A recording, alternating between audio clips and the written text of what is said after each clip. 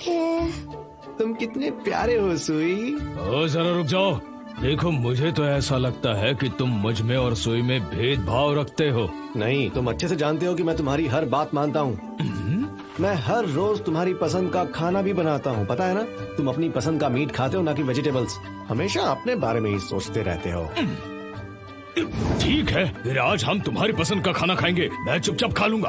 मैं तुम्हें दिन भर साथ लेकर भागता रहा हूँ। शुक्र मनाओ कि तुम एक लेजेंडरी मॉन्स्टर पर राइड कर पाते हो। हाँ हाँ,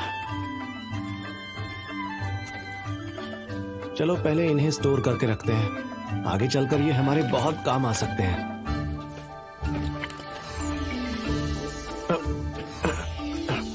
ये हो गया। ठीक है, तो अब बताओ कि आज हम क्या खाएं?